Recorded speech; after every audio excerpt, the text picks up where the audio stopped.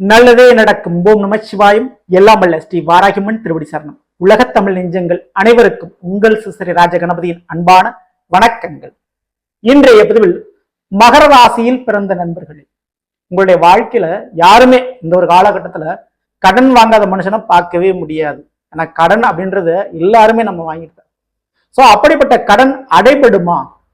நிறைய பேர் கடன் பிரச்சனை மாட்டிக்கோங்க. அப்படி தீராத கடன் தீருவதற்கு, அடைபடுவதற்கு, அதே போல சில பேர் கடன் கொடுத்திருப்பீங்க, ஏமாத்தி இருப்பாங்க, வராது.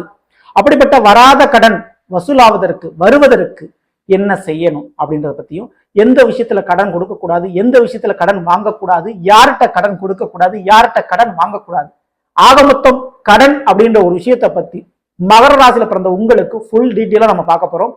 ஸோ பதிவை ஃபுல்லா பாருங்க. மேலும் நம்ம சேனல்ல மகர ராசியில பிறந்த உங்களுக்கு குரு பயிற்சி பலங்களை பதிவிட்டாச்சுங்க. பார்க்கலைன்னா நம்ம சேனல்ல போய் விசிட் பண்ணி பார்த்து பயனடைஞ்சுங்க. மறக்காம நம்ம சேனலை சப்ஸ்கிரைப் பண்ணிங்க. கூடவே தர்ற பெல் ஐக்கான பிரஸ் பண்ணிட்டு பக்கத்திலே ஒரு ஆளுன்ற ஆசந்தரியும் தவறாம செலக்ட் பண்ணிச்சுங்க. அவனதான் நான் பதிவிடக்கூடிய அடுத்தடுத்த பதிவுகள் உங்களுக்கு உடனுக்குடன் நோட்டிபிகேஷனாக வந்து சேரும். மகர ராசியில் பிறந்த நண்பர்களே, இந்த உலகத்துல உண்மையான கோடீஸ்வரன் யாரு அப்படின்னு பார்த்தா வாழ்க்கையில கடனே வாங்காதவன் தான். கடன் இல்லாதவன் தான் நிம்மதியா தூங்க முடியும்னு சொல்லுவாங்க. சோ அப்படிப்பட்ட அந்த கடன் நம்மளால வாங்காம இருக்க முடியுமா? கண்டிப்பா முடியாது. ஏதேனும் ஒரு சூழ்நிலை, ஏதேனும் ஒரு சந்தர்ப்பம் நம்ம எவ்வளவா சிக்கனமா இறுக்கி பிடிச்சாலும் எதிர்பாராத விதத்துல விரைய செலவும் கடனும் ஏற்படும். சோ அதுக்காக கடன் வாங்கிடுவோம்.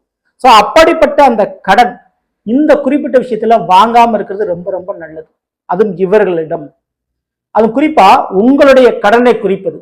ஏன்னா மகர ராசியை பொறுத்த வரைக்கும் ராசிநாதன் யாரு? சனி பகவான். அவர் விதிக்கு காரகம் வைக்கக்கூடிய ஒரு கிரகம். சோ கடனை கொடுக்கக்கூடிய ஒரு கிரகம் எது அப்படின்னு பார்த்தா 6ஆம் வீடு. எல்லா ஜாதகத்திலும் எல்லாருடைய ராசிக்கும் 6ஆம் வீட்டுக்குரியவன் தான் கடனை கொடுப்பான். 6ஆம் வீடு தான் சத்ருஸ்தானம், எதிரி ஸ்தானம். சோ 6ஆம் வீடு அப்படின்றது மகர ராசியை பொறுத்த வரைக்கும் 6ஆம் வீடு மிதுன ராசியா வரும்.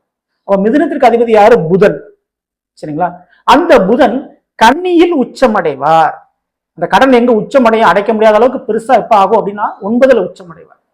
அப்போ மகர ராசியில பிறந்த நீங்க முக்கியமாக உங்களை விட வயது மூத்தவர்கள், அதாவது தந்தை ஸ்தானத்தில் இருக்கக்கூடிய தந்தை வழி உறவுகள், பெரியப்பா சித்தப்பா போன்ற உறவுகள், தாத்தா வழி உறவுகள், அது தந்தை மூலமாக இருக்கக்கூடிய உறவுகள், இந்த உறவுகளிடம் பணம் காசு கடனாக வாங்கினால் அதை அடைப்பதற்கு பல வருடங்கள் ஆகும். அது இல்லைன்னா அதுல ஒரு பிரச்சனையாக போய் முடியும். அதுக்கு வாய்ப்பு உண்டு. அதே போல மாமன் வழி உறவுகள், இந்த உறவுகள்கிட்ட கடன் வாங்கும்போது ரொம்ப ரொம்ப நீங்க கவனமா இருக்கணும். அதே போல அரசு வேலை பார்ப்பவர்கள் அல்லது அரசியலோடு தொடர்பு இருக்கக்கூடியவர்கள் மற்றும் உங்களுக்கு மேலதிகாரிகளாக இருக்கக்கூடியவர்கள், சோ இவர்களுக்கிட்டையும், அதே போல கல்வி சம்பந்தமான படிப்பு சம்பந்தமான துறையில வேலையோ தொழிலோ பார்க்கக்கூடியவர்கள், இவர்களிடம் இந்த மகர ராசியில பிறந்தவங்க கடன் வாங்குன்ற பொழுது அந்த கடன் மிக எளிதாக அடைபடாது. அந்த கடன் வளர்ந்துகிட்டே போகும். சரிங்களா? மேலும் புதன்கிழமை என்று கடனை வாங்குவது தவிர்க்கிறது நல்லது. சரிங்களா? எப்பவுமே மகர ராசிக்காரங்க இந்த புதன்கிழமை அப்படின்றது கடன் வாங்கினே அந்த கடனை பெருக்கும். அதை தவிர்க்கிறது ரொம்ப ரொம்ப உங்களுக்கு நல்லது. அதுவே கடனை எதிர்பார்த்து போறீங்களா, கடன் வேணுமா உங்களுக்கு, புதன்கிழமைக்கு போனா கடன் கிடைச்சோம். அதுல எந்ததான் மாற்று கருத்து. கடன் வேணும் அப்படின்னு நினைக்கிறவங்க அந்த புதன்கிழமை என்று முயற்சி பண்ணா கடன் ஈஸியா கிடைச்சோம். அதுக்கு வாய்ப்பு நல்லது. ஆனா கடனை அடைக்கணும்னு நினைக்கிறவங்க அப்ப போகாதீங்க. சோ கடனை அடைக்க வேண்டும், எங்களுக்கு பல வருஷமா கடன் பிரச்சனைக்கு, இந்த கடன் பிரச்சனை தீர்றதுக்கு நாங்க என்ன பண்ணணும் அப்படின்றா சிம்பிளா, அதே புதன் பகவான் 3ஆம் வீடான மீனத்துல நீசம் அடைந்து விடுகிறார், பலம் இழந்து விடுகிறார். அப்போ வியாழக்கிழமை அன்று வரக்கூடிய செவ்வாய் ஓரையை தேர்ந்தெடுத்து அந்த ஓரையில் யாரிடம் நீங்க கடன் வாங்கினீங்களோ அவங்க கிட்ட சிறிதளவு பணத்தை கொடுங்க. அப்படி கொடுக்க ஆரம்பிச்சா தொடர்ந்து அந்த ஓரையினுடைய பலன்கள் மூலமாக தொடர்ந்து அவர்கிட்ட விரைவிலேயே வாங்கி கடன் அடைபெற்று. சோ இது உங்களுக்கு மட்டும், உங்க ராசிக்கு மட்டும் உரித்தான ஒரு பலம்.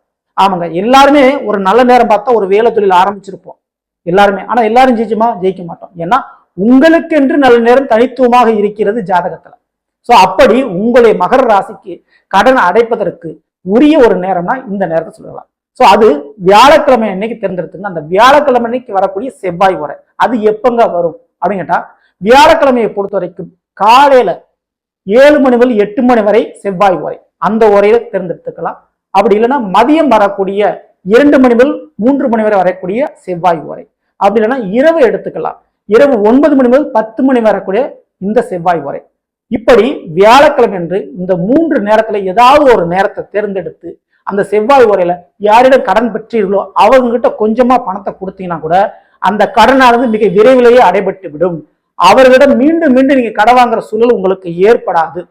சரிங்களா? இது உங்க மகராசிக்கு உரித்தான ஒரு விஷயம். மேலும் வியாழக்கிழமை அன்று முருகனுடைய வழிபாடு தவறாம பண்ணுங்க. முருகப்பெருமானுக்கு செவ்வரளி மாலை சாட்சி வணங்குவதும், முருகப்பெருமானுக்கு எலுமிச்சை மாலை அணிவித்து வணங்குவதும் கண்டிப்பா உங்களுக்கு மிகப்பெரிய பலனை கொடுக்கும், கடனை அடைக்க யோகத்தை கொடுக்கும். மேலும் கடன் அடைக்கப்படுற ஒரு தொகையை உங்களுடைய கூட பிறந்த சகோதர சகோதரிகள் அவர்கள் கைகள் மூலமாக அவங்க கைராசியை தொட்டு நீங்க கடன் அடைச்சிங்கன்னா அந்த கடன் மிக எளிதாக அடைந்து விடும். சரிங்களா? சோ இப்படிப்பட்ட ஒரு நிலைப்பாடு இருக்கு. இதை பயன்படுத்தி பாருங்க, கண்டிப்பா பலனை கொடுக்கும். இப்போ வராத கடன் வசூலாக சில பேர் கடனை கொடுத்துருப்பீங்க, கைமாத்தா கொடுத்துருப்பீங்க, வந்திருக்காது. சில பேருக்கு ஜாமீன் கேரண்டி நீங்க போட்டு கடன் வாங்கி கொடுத்துருப்பீங்க, நீங்க சிக்கல்ல மாட்டிருப்பீங்க. சோ அப்படிப்பட்ட அந்த வராத கடன் வசூலாக என்ன செய்யணும், எப்படி பார்க்கணும், என்ன பண்ணணும்?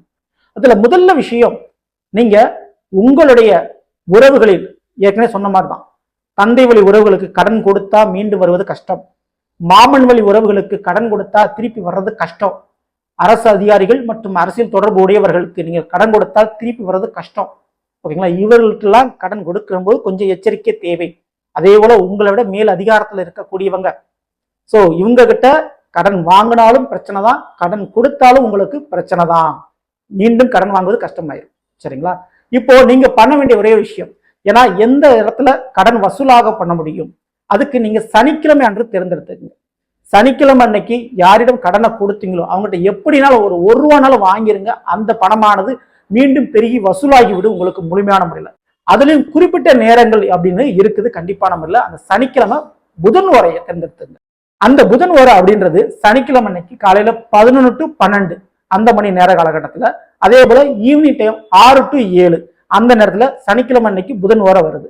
அந்த ஓரையில யார்கிட்ட நீங்க கடன் கொடுத்தீங்கன்னா அவங்ககிட்ட இருந்து ஒரு ரூபானாலும் நீங்க வாங்கிருங்க.